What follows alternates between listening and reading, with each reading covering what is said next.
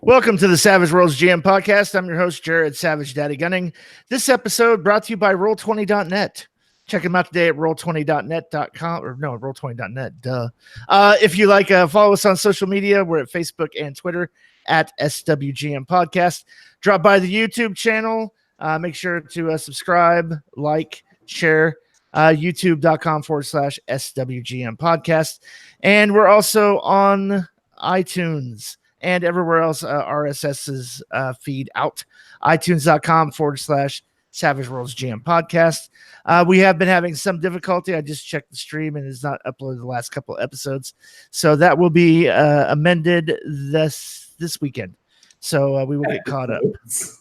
Episodes. For anybody who saw the train wreck last week, our apologies.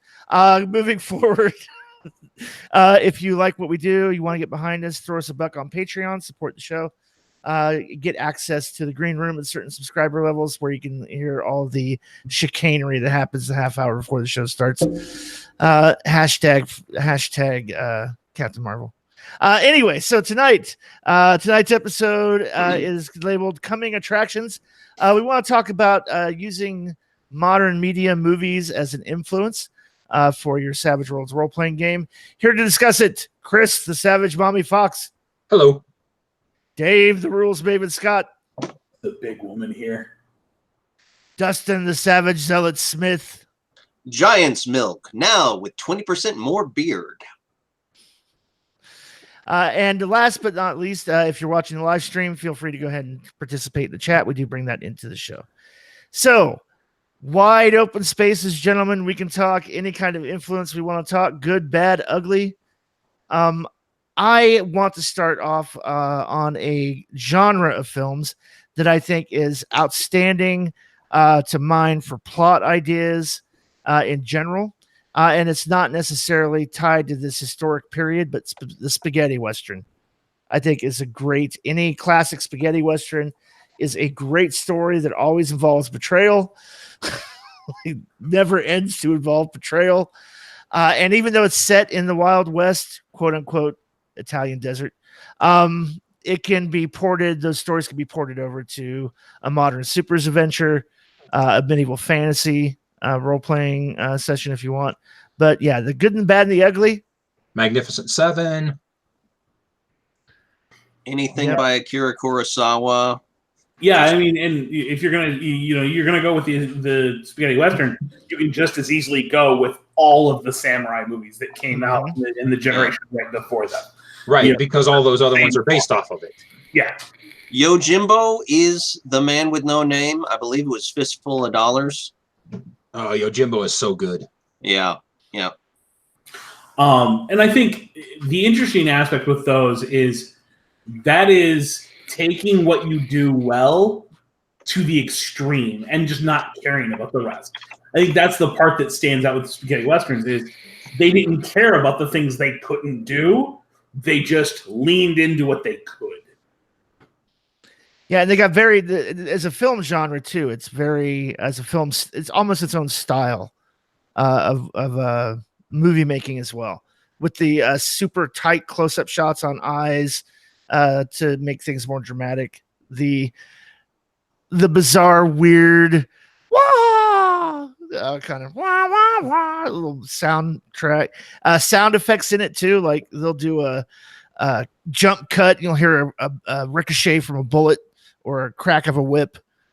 So the spaghetti Westerns are a great example, great source of something in movies that you can mine for ideas for stories in Savage Worlds. And it works well too if you're playing Westerns. Yeah, I was thinking about throwing a Magnificent Seven, Protect the Town into my Deadlands game. Yeah, just for the fun of it. Yeah, there's even like if you take a look, there's a Showtime original that you can see through. It's an original movie from Showtime that you can see through Hulu if you subscribe to that, or if you have Showtime. It's called Brimstone, and it's great. Oh, it is an incredible psychological thriller, but it's set in the 1800s Old West. Right. And I don't want to even begin to talk about what it's about, because you can say anything about that film and it's the spoiler. It's that complex. Mm-hmm. So Art puts one in chat that's great too. 70s crime movies. And I'm going to take that even further and even say the 70s crime TV, because I think right along with the movies, like Starsky and Hutch is amazing for the way they plot everything out. And if you've watched one episode, you know exactly where all the plot beats are going to be. But it's still an interesting story because you don't know the story. You might know the plot beat of it, but you don't know the story. And I think that's something that as a GM learning to do, you've learned that delivery so well. The players know when the climax is building. They know when you've dropped a little foreshadowing. They know when it's a getting to know the characters versus a looking for detail character interaction. They know when those different social interactions have different weights and directions and stuff like that. That's something that you can watch those old shows and gather a lot of just how to run the production from point A to point B on your game. Right. And there's always a streetwise networking scene in those things, right? Where they've always got to like hunt down, got to talk to Huggy Bear. Yeah, Got to exactly. talk to Huggy Bear and get the word from the street and find out what's going on. Yeah. Yeah. I would say A-Team along the same lines too. If you want to talk about a formulaic approach to something, there's always going to be here's the poor person being terrorized, opening scene, poor person being terrorized by the toughs, and then now we got to get the band together. I ain't flying, Hannibal. We got to break Murdoch out of the insane asylum. And then you just know, right, all that's happened before the commercial break. And then at some point, there's going to be a building montage and a final climactic scene. You could actually use that show formula as a plot structure for a one-shot, an evening for a 2-3 hour one-shot adventure. It's also a good example of the use of the 5-man band. Yep. Plot. TV, their plot trope. Which, the 5-man band. I think that would probably work very well in role playing. Maybe even like a mech game. Mm-hmm. Traditional roles are the leader, the lancer, the muscle, and the brain. And then sometimes you have the motherly figure too. The motherly figure that, come on now, be nice. Like everything is heart. Yeah, and typically when you don't have the mother character, you have the sidekick character that everyone's there to kind of protect. What that makes me think of is the motherly and then the sidekick and his sidekick, Speed Racer. Yeah, because you've got Chim Chim and what's the little kid I don't remember, and Trixie, kind of the motherly figure, and then the monkey and the other little boy that they're always getting into trouble and having to protect. Well, and didn't Shane allude to the idea that one of the mini settings that they've got cooking in the background right now is the Johnny Quest kind of the family goes on an adventure kind of a thing, and that follows that 5-man band trope pretty well. Venture Brothers, which I think Venture Brothers is amazing. Venture Brothers is just a Adult Swim parody of Johnny Quest. Oh sure, I mean. The funny thing is they actually have Johnny Quest on the show because they had the rights to it. Like they made a parody of something that they could have honestly made, and they take Johnny Quest, and he is just such a loser in the modern day. He's like a bad rock star.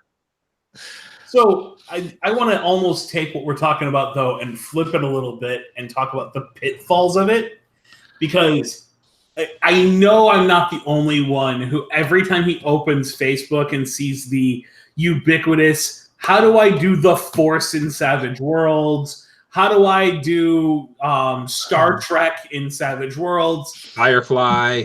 Immediately roll your eyes, and it's like, if you can't figure that out with the book, just stop asking. It's like if you can't look at John Wick and immediately go, I can see running that with Savage Worlds. Don't ask, because it's a whole area of, if you can't figure it out with probably the most ubiquitous rule system there is to run anything, there's not much help for you. Can I take a minute for it? Okay.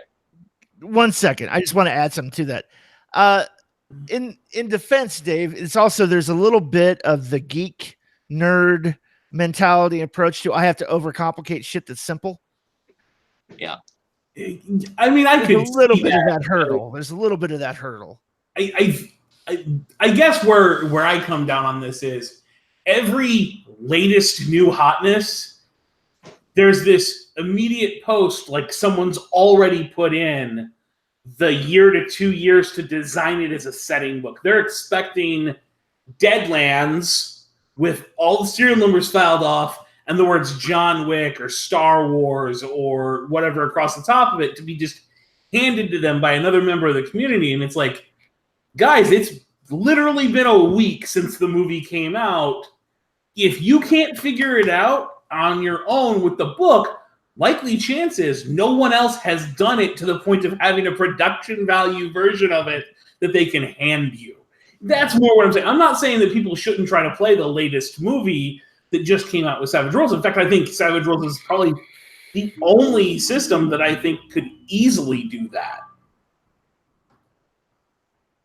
Go ahead, Dustin. Take a minute. All right. How to do the Force in Suede. Arcane background miracles. You have to do Born a Hero. You're going to take 2 powers, telekinesis and mind wipe. Mind wipe is going to have to do edit +1 and fast cast 2. Limitation is going to be you have to say the phrase to implant it. So that'll drop it down to 5 points to do the Jedi mind trick. And then, of course, telekinesis is the whole pick up the lightsaber and move it. There, you have Jedis. Yeah, but how much damage does a lightsaber do? How much damage does a lightsaber do? You know what? You're going to take a regular sword. 2d6. You're going to put smite on it, and you're going to add heavy weapon damage. No, but shouldn't it do like 3d10? No, why would it do 3d10? Heavy weapon damage lets it cut through the doors and go through all the armor.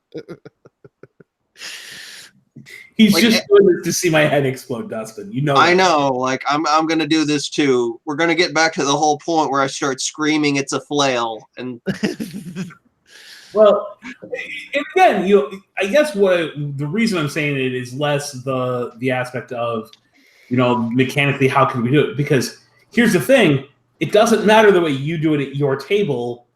It's just as valid as the way I'm going to do it at my table, the way Chris is going to do it at his, the way Jared's going to do it at his. What you're choosing to do at your table to capture that just needs to be based on what you and your players would find fun. Again, don't expect the latest thing that just came out to have a dyed-in-the-wool professional presentation book already ready for it. Right. Well, and then there's also the pitfall of this too. If you try to do Star Wars in Savage Worlds, it's not going to be the movie. It's going to be a role-playing game. You're talking about a difference in media, similar to when people go, well, the book was much better than the movie. They're 2 different forms of storytelling, asshole. Of course the book is better than the movie. It has 300 pages in your imagination as its canvas. A movie is, hey, this is for sitting back visually and taking in. They're different modes of storytelling. So, of course, they're not going to be identical. And when you make that transition over from a novelization to a film, things get lost in that translation that aren't in the book because they don't make sense or they're not entertaining or they don't move the story along in the confined time space that you have to tell it. Just saying, be wary of trying to do Star Wars, for example, and then trying to figure out all these different mechanics for everything you've ever seen in a Star Wars movie. Wave off. Yeah. Just try to capture the feel of it as a general feel. Or go out to Savagepedia and see what other people have already done. Because there's plenty of Star Wars things already out there. Now, they're not going to be swayed because they're older. But, I mean, I've got a couple of them printed out on my bookshelf that I pulled a bunch of Star Wars stuff at one point off of the net, thinking that's what I wanted to play. And then, I found Deadlands and I learned. Well, I mean, to be fair, Star Wars is a bad example because it's been around for 40 years. Yeah. Bright, as soon as it came out, people were saying, well, how do you do Bright in Savage Worlds? Right. Altered Carbon. John Wick, when it first hit, Altered Carbon, pick the latest new hotness. I am positive that in a week or less, we're going to hear, here's how you do Thanos in Savage Worlds. Here's how you do all of Endgame in Savage Worlds. It'll happen because it's the new big movie. So we already kind of have a Thanos in the Superpowers Companion. One of the cosmic level villains, I believe it's Asmodeus, is effectively Thanos and Darkseid and all those guys because the power level is just so high. There's nothing that you can do against them. I think like people really don't get that the characters that we're all looking for are already out there a lot of the time, Well, yes, and at the same time, no. I think to a certain extent, there's an aspect of you don't even need a character, just look at what they're capable of. The force of nature character that is, the Joker in the original Batman movie, or Thanos in the current movie, or any of these implacably evil force of nature characters, Darth Vader in the very first Star Wars. These are characters that your PCs have no chance to attack. They are never given the opportunity, and if they do, it's an auto fail. I don't need them to roll. They can't defeat his defense. They can't defeat his toughness. He is immune to everything. Why? Because it's a plot device. You're not supposed to clash with those big bads until you get to the denouement moment where the whole campaign's going to come to an end. Those are done wrong in role-playing because we give the players the opportunity. And in Savage Worlds, you give me an opportunity, I will do a called shot eye that not only gets +4 for hitting in the head and bypasses armor because I went through the armor slit, it also gets the benefit of automatically doing a wound and giving the target the one-eye hindrance. I mean, I'm just going to do that by default because I know I can overcome the -6 to hit the eye slot. Right. Well, I want to make sure that we're being very clear. We're not talking about converting movies in this podcast. That's not what the discussion's about. We're not talking about how do you use Star Wars in Savage Worlds? How do you do Star Trek in Savage Worlds? How do you do Indiana Jones in Savage Worlds? That's not what we're talking about. We're talking about look at those films and your favorite films and steal from them for ideas, for characters. Create a Darth Vader for your whatever setting or whatever world you want to create. Pull from some of those influences and incorporate them into your game. Don't try to run Star Wars.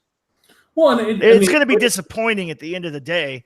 Actually, I don't think anybody's ever run a Star Wars game and went in Savage Worlds or any other role-playing game system and thought, oh, this was exactly what I expected, and everybody loved everything about it.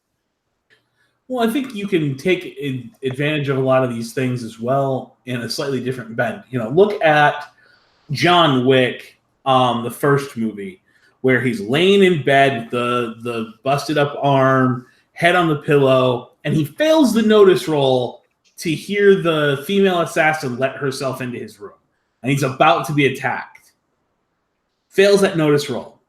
Drops a Benny to make it and succeeds, and the bullet hits the pillow next to him. That's the effect of the Benny on the story, is you can take a look at these interesting things they've done in the movies and turn that into the effect that you have in game for different things.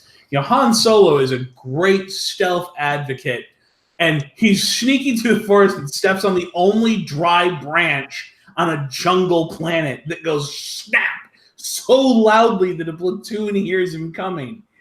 That is a critical fail where the player can't spend a penny. You can look at those classic movie moments, to give you a great idea of how to spin the way you're going to narrate those dice rolls to keep it interesting. Yep. It's kind of funny that you bring up Han Solo because he's that one player that gets the shittiest rolls out of the whole game, but because he's like a funny guy, you start to like his character. It's like, all right, roll persuasion while you're breaking the princess out. Everything's fine. Everything's fine. How are you? So here's a good one from Art from Art from Alec Muzzy. How do you handle time travel in a game without painting yourself into a corner while still keeping it interesting? You don't. Don't do it. Yeah, something's always gonna go wrong, and you're gonna paint yourself into that corner, whether you try to or not. It's the butterfly effect. It's hard to do. And Here's the thing. I think it would be hard to do well. I don't think I could pull it off very well. Characters can never go back to a scene that already happened in the game. If you see yourself, like you can do the Back to the Future thing, where they go back to before the game ever started, and now we're in a completely different timeline with a completely different set of rules, and we're going to play through that, and then we're going to come back and we're going to see what the effect of the character's actions was on modern day. You can pull that off fairly easily, because you can have the modern day react to what the characters did. Yeah, I kind of the thing that I look at with that is, and I loved the show for the first few seasons, was Sliders. Mm-hmm. Because Sliders, you were just going from world to world to world, so there was really not that I'm going back to this world, and so what I did in this world affect. It was everything was a new, different reality and a new, different world, and I think that makes that easier. But that's not really time travel. That's dimension jumping, really, or reality jumping.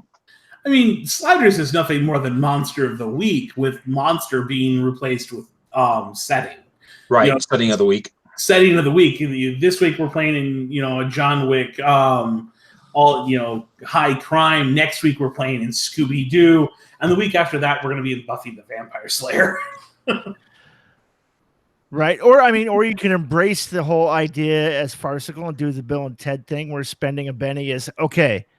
Remind ourselves to get the keys and do this, and then they make a roll to see if they succeeded in doing that to set up whatever their wild, crazy thing they're going to do. Or it's just, oh yeah, you spend a penny and make a story declaration, and that is you going back in time and setting it up. Well, and I think that's an option too, is you do the simple, you drop a penny to control the narrative for a moment as the player and narrate this time travel episode where your doppelganger appears next to you, Stewie Griffin style, shoots you in the leg and says, "Don't do it. You're going to ruin the world." So there are a couple of competing theories on time travel. You have the Back to the Future, and then you have Terminator. And in Back to the Future, you really shouldn't run into yourself. In Terminator, it's just like everything just spirals out. It just goes ridiculously nuts. One of the things that I would say is that if your character runs into themselves and the character from the past recognizes you, you create a paradox and you die. Well, that's pretty intense, but yeah, it should be kind of like. I think that depends on what you're running, though. Yeah, if you're running a super serial kind of, we're all going to be on point all the time, at high drama type. Yeah, sure, you might have a paradox mechanic in place where the character takes a bunch of wounds and it can kill you or whatnot, or it snaps you back to your normal time. It might even cause the character to gain a major hindrance because the psychological break from the paradox. However you want to handle that for a serious game, but I think you can play that a lot of other ways that are a lot less serious. From a slappy kind of Bill and Ted's Adventure, where they can go so far as to like high five each other, all the way to just a standard kind of a pulp thing where, you know, they walk past the doors and don't notice each other. Right. Well, and here's the thing too. So I think there's an assumption in Alex's question. There's kind of a built-in assumption that doing a time travel is going to be unmanageable for you as a GM. I don't necessarily agree. Here's the thing you have to do, and everything that we've talked about right now in the examples we've given is the thing. Our time travel rules are this. And then take a look at the Terminator thing. You can't bring anything with you back in time that isn't covered in living flesh. So you have to travel back in time naked. That's not a problem. That is a problem, and that's ripe for drama. Okay, so you appear from 2563 into 1983 in a crackling bubble of plasma, naked, in the middle of Manhattan. Go. What do you do now? You have no fingerprints. You haven't been born yet. You have no ID. How do you deal with that? Oh, and by the way, there's this invulnerable killing machine hunting you. I mean, so that's one thing of time travel, right? The other thing is the Bill and Ted's. Oh, it's just fun, farcical. Oh, we're going to meet ourselves and we're going to tell ourselves to trust this guy and do the things, blah, blah, blah, and have fun with the whole time travel thing. But there's still rules that they follow for time travel. Then you got Doctor Who, and it's all timey-wimey, just kind of, yeah, we got a phone booth that's bigger on the inside than the outside and travels through time. That's really not what's important. Yeah, look. Do not go after Doctor Who. That is an entire fan base out there who knows that shit way better than all four of us combined. Just leave it alone. Yeah, once again, don't try to bring in something that's established because those rules are already established. There's already a canon. But you could always have like, oh, no, we time travel in a Winnebago. Yeah, what? And the time travel only lasts for 72 hours. So whenever we time travel in the Winnebago, bam, we're only in that time for 72 hours before we're snapped back into a random time. So, I mean, there's a lot of things you can get there and get back. Right. There's a lot of things you can do and a lot of things you can have fun with that don't necessarily paint you into a corner. Right. And here's the great thing about running a time travel. That's time travel, man. It's crazy. It's wacky. This happened as GM Fiat. Why? Well, because it was getting off the rails and, okay, time travel. Well, that's the other thing is, remember, at the end of the day, whether it's time travel or not, you have ultimate control of how you narrate the effect of the dice. A success does not have to be a wild success. Even if it had a bunch of raises on it, like, you can mold that into the success that tells the story the way you need it to happen. Especially when you start talking time travel, where there's some things that as a GM you might know need to happen. You know, maybe your players want to go back in time to a specific event. You still need Kennedy to die, but you can have the characters do whatever they want up until the point where you have to narrate how, yes, they absolutely tackled this guy, but the other gunman gets the shot off or whatever. Right. Well, I mean, we did mention Doctor Who. They have something called fixed points in time, and fixed points in time are things that have to happen because if you alter them too much, then it will change the entirety of history. Like, there are some things that's not really that important, and then there are things that just cannot change. Otherwise, the whole world will change. Interestingly enough, like the Suzerain Continuum kind of has that whole fixed points in time and space, and some of the major plot points involve very powerful figures moving things off of this point, and if they're moved for too long, they become solid. And Legends of Tomorrow sort of does the same thing. If you can hold that fixed, so then in a game, it would be kind of like, well, you have a certain amount of time to prevent this from becoming permanent, to set it back. But I figure that's an option, is the whole concept of something being fixed or flexible in a time stream. Yeah, it depends on how you want to play it. I mean, if you look at Doctor Who, you look at any of the. I'm not a big fan of the old original series. I've been catching the BBC reboot since 2005 on and off. If you look at it, it's really none of that is about time travel. It's Sherlock Holmes mystery. Mhm. It Yeah, and it's always a mystery about, wait a minute, what is this thing that appears to be this but really isn't? Oh my God, oh no, angels. What? Where does this thing come from? Where, when you look away from them, they move and you can only see that you can't see them when you're looking at them. And how is that somehow terrifying that they swallow souls and shit? What does that have to do with time travel? Not a goddamn thing. So I guess another topic that I would throw into the hat for the discussion would also be this idea, and it just flew from my fucking head. Taking a established story. Maybe we're talking about, let's say the rise and fall of Charlemagne. Right. You take that and then pull all the major characters and the main plot, the A plot that runs through all of that, and then drop that instead into your space opera, where Charlemagne is the leader of one of the empires, and the knights that work for Charlemagne are out doing the questing, and the rise and fall of Charlemagne's empire is the rise and fall of this major empire in your space opera.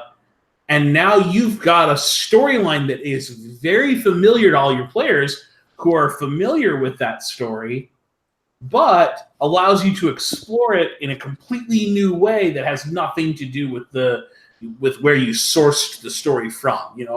Maybe you're running a game for a group of Christians and you want to tell the Noah flood story, but you're telling it on, planet XYZ in the Wagalak galaxy, where it's not a flood being caused by God. It's this horrific event where the planet's going to explode. And you have to build the starship that's going to save every life form on the planet so that entire planet's worth of life form doesn't go extinct. Right. I mean, if you take a look at it, Hollywood, especially Disney, has been doing this with Shakespeare for decades. Right. And doing it with popular myths for decades. It's like, we're going to just tell Snow White as a feature film. We didn't create Snow White. It's existing. Yeah. We're just going to tell that story. If you take a look at The Lion King, that's Hamlet. Mm-hmm. You could just see the obvious influences from Hamlet, with Uncle Scar being, the uncle that killed the king. And yeah, there's new things that are added to it to make the story its own and unique and interesting. But the major plot threads of The Lion King all come from Hamlet. Yep. So there's nothing, what we're saying here, do the same thing. If you enjoy the whole United Federation of Planets thing from Star Trek, lift it. Go ahead and lift it. Yeah, lift it and then drop it into your fantasy game. You've got the United Federation of civilized peoples, and instead of it being multiple planets, it's all these different nations in your world that have all banded together and are at war with the more warlike nations that don't want to be. But the prime directive is to not interfere with tribes that haven't been discovered by any of the nations yet. And you can use all the stuff from Star Trek in even a fantasy game. Mm-hmm. Yeah, I mean, if you take a look at Star Wars gets a lot of credit for being this incredible thing that was created by George Lucas. He just took a bunch of existing folklore. We've got a space princess, but she's not in a tower. She's in a mobile Death Star, and she has to be rescued by a handsome prince, which is Luke Skywalker. All of those are just myths that already existed that he just went, all right, we'll pull a little from here, a little from here, a little from here, a little from here, and we'll set it against this backdrop of a sci-fi. Mm-hmm. I was going to say, I don't think George Lucas wrote Hidden Fortress, but He's definitely inspired by it. But if you take a look at that, Hidden Fortress is Shakespeare, The Tempest redone. Nice. So everybody steals from everybody, but they call it influence. Yeah, if I you was want, influenced by that. I was definitely influenced as a child. yeah, there's a podcast out right now called Blockbuster, which is about Spielberg and Lucas, and it's only 3 episodes in right now, but it's really good. You know, and you know, he talks a lot about in the podcast about George Lucas, and most people, I'm assuming, already know this, but using Joseph Campbell's A Hero's Journey. Right. I mean, that's a lot of the influence there, but it's just an interesting podcast, and you could do. You could do that in anything. Let me ask this question real quick. How is Quint in Jaws any different than Captain Ahab and Moby Dick? Right. Yeah. Jaws is Moby Dick. Eating the crackers. I'm just saying. Yeah, Jaws is Moby Dick retold with a shark instead of a whale. If you read the book has got a lot more interesting subtext. For example, the reason why the mayor doesn't shut down the beach is because he owes money to the mob and he's been skimming to pay them for years. To be fair, the book was written after the movie was filmed and released. So the book was written to fill in a lot of plot holes. I don't think so. No, the book was way before. Yeah. I'd have to double check, but I was fairly certain that that's one of those historical things where they say the book is not always better than the movie because sometimes the book is based on the movie. Well, I mean, take a look at so you take a look too at what George Lucas did with Indiana Jones. He just ripped off pulp comic books from the 20s, 30s, and 40s and went, we're going to create this pulp movie that's based on all these big cliches and tropes, and we're going to all condense it into this globe-trotting archaeologist adventurer named Indiana Jones. There's nothing new there. Indiana Jones is not this brand new thing that never existed before. It's well-crafted and reimagined existing archetypes and things that people are familiar. The thing that makes a movie like Jaws popular, makes a movie like Star Wars popular, makes a movie like Indiana Jones popular, is because the surface story is very familiar because we've all heard those stories, all seen those stories more than once in one form or another. It's comfortable and familiar. And then now give me something that comes directly from that, that is part of its own creation, not necessarily a complete ripoff. And when it's done poorly, you feel it as an audience member, like, oh my God, this is just a bad ripoff of Star Wars. And I mean a bad ripoff of Star Wars. Like, I Am Legend. I hate that movie because it was already done better and it was called Omega Man. It's literally, oh my gosh, that is. And what was it before it was Omega Man? It was something else. Okay, so here's the thing. It's been made like 3 or 4 times. No. I Am Legend is a book by Richard Matheson, and it is a masterpiece. It's beautiful. Then they took I Am Legend, the story, and they named it Omega Man, and it starred Charlton Heston. And the one that's Omega Man starring Charlton Heston is actually closer to the book. Then I Am Legend with Will Smith comes along, and it's a completely different story. It has almost nothing to do with the original. They could have named it anything at all. It boggled my mind. Well, they do that with, I mean, so many different movies end up doing that, where they buy the rights to something and then release something that's not even slightly related. One of the more recent ones is World War Z, where they bought the rights to the Zombie Survival Guide in World War Z from Max Brooks, and then Brad Pitt all over it to the point where you get something that is so completely different that Max Brooks said, I want nothing to do with even conversation about this. It's not what I wrote. Therefore, I have no comment whatsoever on how good or bad it is. Right. Which is sad, but I mean, it's funny because it's using material as advertisement rather than inspiration. That kind of breaks my heart. But in our games, if we do it, I feel like there's a certain level of love for the material. And maybe it's not such a good idea to get too hung up on that love to the point where you just get anal. But I feel like in some of these cases, the name and the purchase of the rights is just to make it more commercial, and they strip away whatever makes it likable. Always that though as well. Like look at Dune. The book is so massive and so dense. There was no way to do Frank Herbert's Dune in a 2 or 3 hour movie. And I mean, the movie we got is still a modern classic for cinema. But at the same time, it's got about as much to do with the story told in the book as Coke has to do with Pepsi. Right. Oh, and thank you, Art. I'm sorry, Chris. You were last man on earth. That's what I was. Yeah. That's what I was trying to come up with. You were starting down the path on some. I'll tell you another great. Sorry, just popped into my head. If you want to talk about a way to do time travel, right? Planet of the Apes is a great time travel story.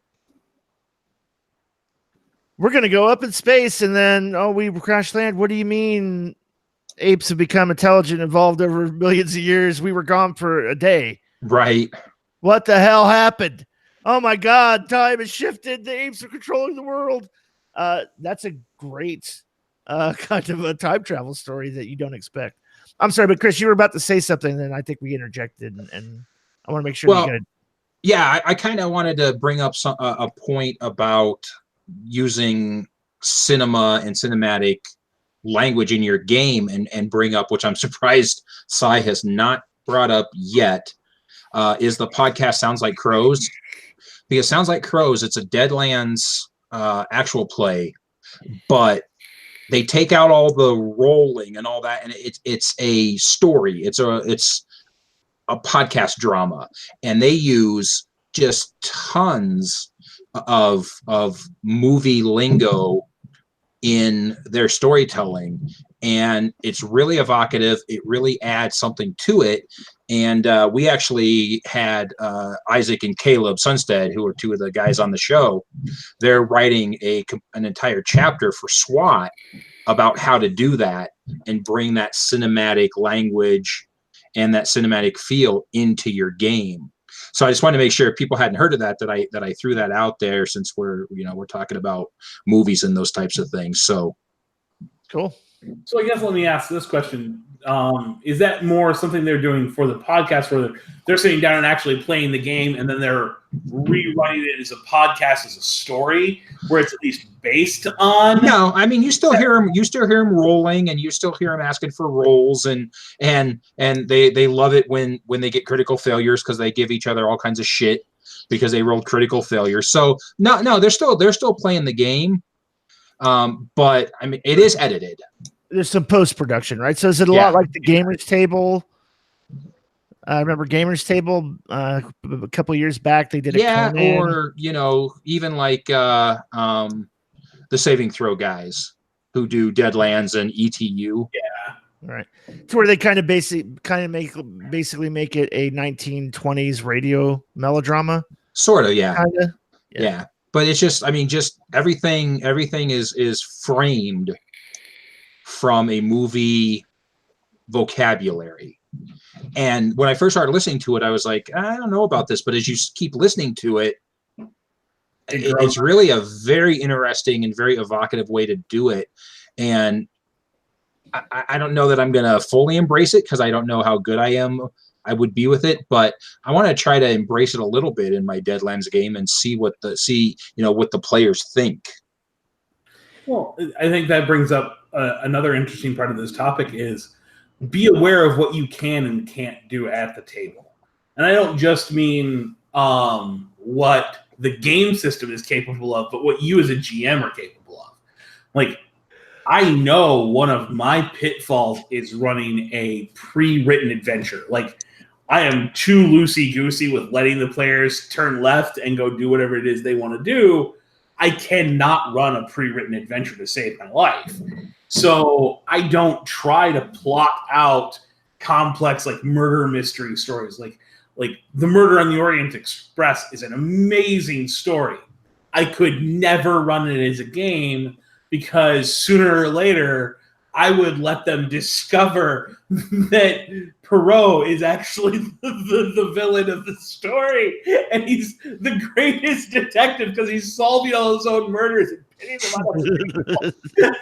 you know, this is the sort of stuff that would end up happening because my players would suggest it, and I'm like, that's a great idea. Let's run with that. So I know what my own pitfalls are as a GM. So there's things I don't try to do.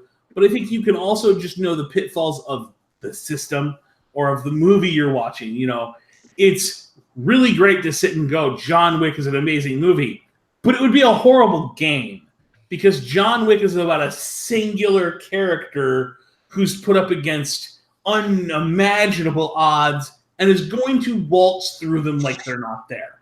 The entire story of John Wick is he's the unstoppable force. And you can't do that with a group of players because, one, you're not making 5 separate players the unstoppable force. 2, you're not going to give 5 separate unstoppable forces the same motivation to move forward. You know, there's a lot to be said about making sure you're aware of what you can and can't harvest from things because it just doesn't fit gaming. It doesn't fit your style as a GM. It doesn't fit the rule set that you're playing. Be aware of where those pitfalls are so that you don't harvest the wrong thing. Right. Yeah. I would say also, too, as part of this discussion, and we're going to kind of wrap it up here because we're getting close to the end of the hour, but I think we also need to have a quick sidebar discussion about if you're going to watch movies and take influence from movies, learn to pay close attention to how villains are portrayed, written, and what their motivations are in movies. Like a great villain can do the entire story, can be the genesis and the seed of the entire story. And I'm going to give you a great example. Die Hard is a great example of an awesome conceptualized villain running a crew, pretending to be terrorists, and it's all just a freaking ruse to rob a corporation blind. And they've got and they are playing it to the hilt from the second they get in, and then the player characters are just a fly in the ointment, a monkey in the wrench. God damn it! Now I've got to take this master plan that would have worked beautifully, and now I got to deal with this one asshole who's screwing it up. So Hans Gruber is a great example of a good, well thought out villain who's motivated, but not a black cat up in front in everybody's face about what's going on. So as a GM, it would behoove you to sort of look at villains in movies that you admire and villains you really admire and go, oh God, that is a great villain, and dissect that and ask yourself what makes this such a great villain. Darth Vader, apart from just being a badass wizard, basically a sci-fi necromancer, basically, his attitude and his methodology of doing things is just like the thing that makes Darth Vader a great character, in my opinion, is he knows he's imposing. So he magnifies that by pretending to be polite. Yeah. That's one of the major differences between the original trilogy and the current trilogy is none of the villains in the original trilogy ever raised their voice. They were in absolute control. Right. And the new trilogy, they scream nonstop. I think like one of the greatest lines, a good example of what I'm talking about is Vader arriving in Return of the Jedi for the rebuilding Death Star that's behind on construction. And the general who's in charge of that project, hard swallowing when he gets off, like, oh my God, he's going to kill me. And him going, and he goes, oh, we'll finish it on time. the Emperor doesn't share your optimistic appraisal of the situation. That doesn't seem like something that should be coming out of the bad guy's mouth, but it's even more imposing because it's coming out of a 7-foot tall Black Knight who's just very calmly saying it. And then the key line to that is, "We will double our efforts." And Vader's response is, "I should hope so for your sake, Commander. The Emperor is not as forgiving as I am." That is just a great example of a character flourish on the villain that just makes him even more of a great villain as far as a role play. You can back that up to a certain extent and look at, the interaction between him and Captain Nita. The first error is, okay, well, don't do that again. The second error is, apology accepted, Captain Nita, and then turns to the subordinate after force choking the man to death and immediately promotes him and says, "Here's your job, do what he just failed to do." Right. Well, the other thing too with Vader, in the original Star Wars, that whole Death Star boardroom scene, where the one guy is so proud of the technological terror, he starts shit talking the Force, and Vader just very calmly starts force choking him and going, "I find your lack of faith disturbing." It's still him being this very gentlemanly, evil killer. Yeah, the character doesn't change. He tells Nita that he accepts the apology.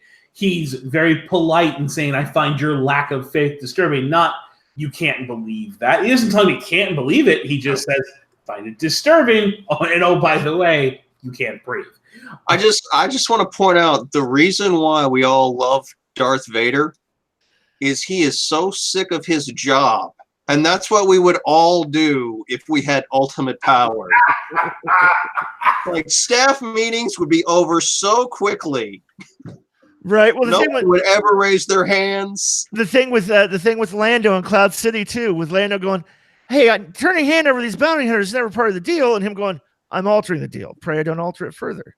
It's just a very calm, polite, genuinely response to what you would expect the villain to do, is just bitch slap him or and it's an unexpected response that just adds an extra layer of badass to that villain. I want to do that, and it's not just about the calm.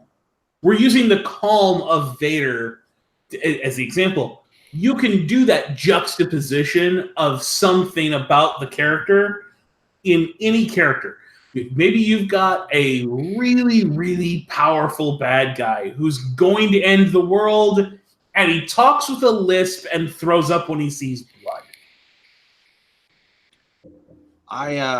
In my games, I always try to add extra layers to my villains, and one of the weirdest things is if you add enough layers and enough helpful motivation, eventually some of the PCs will start switching sides, and some of your player characters will be like, I kind of see where this guy's coming from. Maybe we should actually work with them. Yeah, he makes a few good points. I mean, he's evil and all, but guy's making some good points. I mean, he gets the job done. I think motivation for your bad guy too is incredibly important. Even as much of a train wreck as the movie I'm about to cite is, and how poorly done it was, I think it's a great example as a character, as a motivation for a villain. And that's Arnold Schwarzenegger's Dr. Freeze. The whole idea that he's trying to save his wife. Yep. What? Did I get it wrong, Dave? Is it not Dr. Freeze? Did I get it? I got it wrong, didn't I? Mr. Freeze? It's Mr. Freeze, isn't it? Yeah. I can see it hurting your comic book soul. I'm sorry. It's not that. It's that you really went there. Yeah, I think it's a great motivation. Mr. Cold, right? Yeah, Mr. Cold. I think his brother is the Heatmeister. Hi. I'm Mr. Heatmeister. Oh gosh, I can see the aneurysm happening.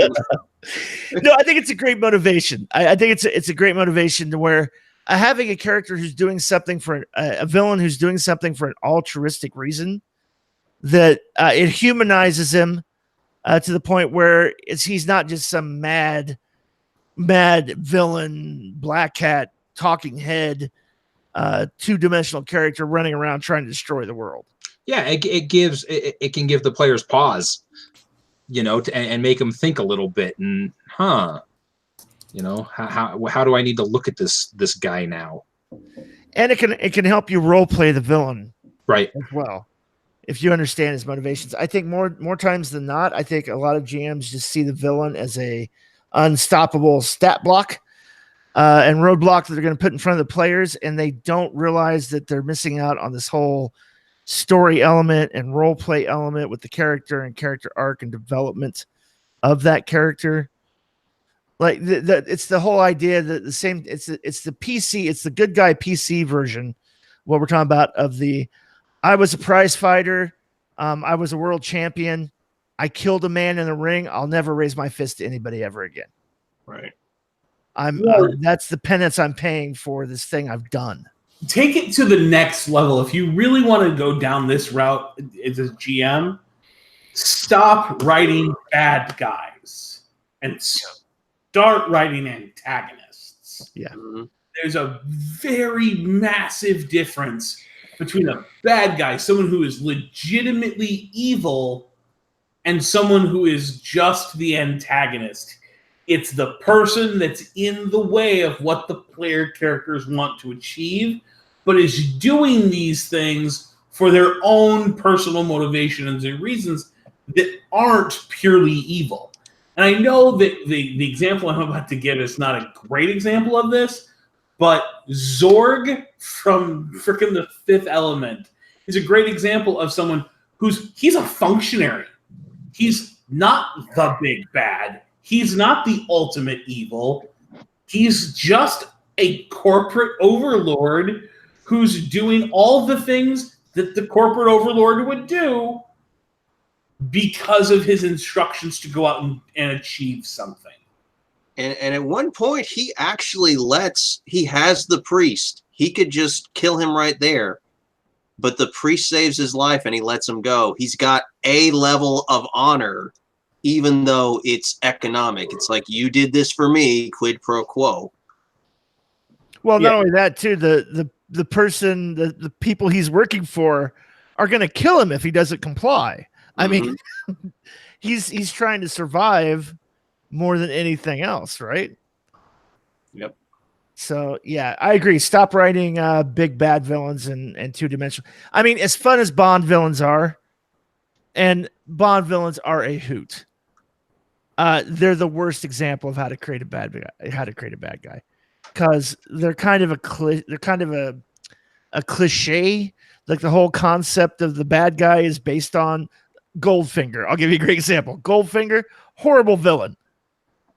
Horrible Bond villain. I like the way it was played. It works great in the Bond universe. But wait a minute. This guy's name is Auric Goldfinger. Okay, so somebody sat down and went, hey, I got an idea. How about we make a gold guy? And he wants to irradiate the Fort Knox of gold, so he controls all the economy. And he's got this gold fetish, so he's got a golden gun. And he's got... All right, stop. Please just stop. I think he's got probably one of the most memorable lines of a villain in any Bond villain, of any Bond movie. No, it's like, do you expect me to talk? No, Mr. Bond, I expect you to die. And then just leaves. They called me Octopussy. I still You think had to open the door for it, Jerry. Bond villains are horrible.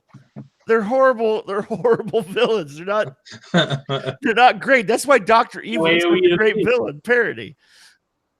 but we love them for some odd reason. I have no idea why. Yeah, they're complete tongue-in-cheek. I think it's because they have fun. Like, they have fun being evil. Like, you almost feel like they set up this, like, elaborate gymnastics playground, and then they just leave. But it's like an episode of American Ninja. It's like, oh my, how will he get out? No, what? We're just going to leave him in an easy, escapable situation and leave and assume everything went to plan. What? No, I've got a gun in the other room. You don't get it, Scott. You just don't get it. All right. So unless we have anything else in the chat, I think it's about time to wrap this one up. Art has pointed out that he literally watched hair in my beard go gray listening to you guys talk about Mr. Freeze. So what? Real quick, Dave, give us the comic book aficionado analysis on Mr. Freeze. Are we way off base? No, the problem I had with that is that you went with the Tim Burton Batman version of the character. I thought it was horrible. Like I said, no apologies for Arnold Schwarzenegger's role in the whole horrible film, but I think it's a great villain. Joel Schumacher. Tim Burton wasn't involved in that abomination. Oh, that's right. Tim Burton was the penguin. Yeah, he was the penguin one, which was equally bad. I will never forgive Tim Burton for what he did to Batman, and therefore I've not liked anything he's released since. Was it the nipples on the bat suit? Is that what did it? That was Joel Schumacher. That was Schumacher. Joel Schumacher as well. Yeah, he's the one who gave the nipples on the bat suit and the actual ass crack up the back of the suit. Yeah, no. Oh my gosh. George Clooney, great Batman. Not. He was not a bad Bruce Wayne. No. I just like it was just it had reached the point where the studio just kept piling up on the formula of how to make money with the toys and the promotions and all that jazz. And there wasn't any kind of a story there. It was just, okay, we need to hit this high spot for a product. We need to hit that high spot for a product. It was all about products. Well, what I think is interesting is if you take the modern cavalcade of actors and the way they portrayed Batman, starting back with Michael Keaton to, oh God, I can't remember the guy's name, Christian Bale. You put those characterizations of Batman in one room, and it's like watching a schizophrenic come off his meds. You know, and you could get the complete schizophrenic with the Ben Affleck version. Yeah. That was not Batman. I'm sorry. Branding people, just murdering people at random, that's not Batman. Well, like just too deep in that hole. I do want to point out, Art's got a great comment here to kind of close the show out. The best villain was Wile E. Coyote. The line when he catches the Roadrunner is, and he's only 2 inches tall, is, okay, what do I do with him? But the point is that villain has his own motivation. He's just hunting for food. He's not a bad guy. You know, Wile E. Coyote doesn't wish the Roadrunner to feel pain or harm, but that's dinner. He's got to catch dinner. And I would say, great. I agree.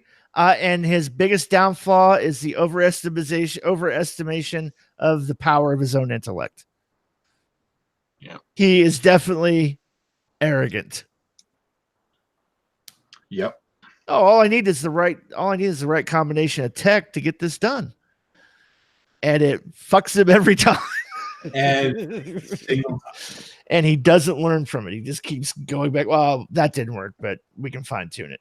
Back to the drawing board.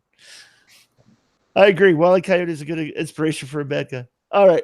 So we'll go ahead and wrap it up. Until next time, this is Jared Savage, Daddy Gunning for Chris, Dave, and Dustin saying keep rolling and stay savage.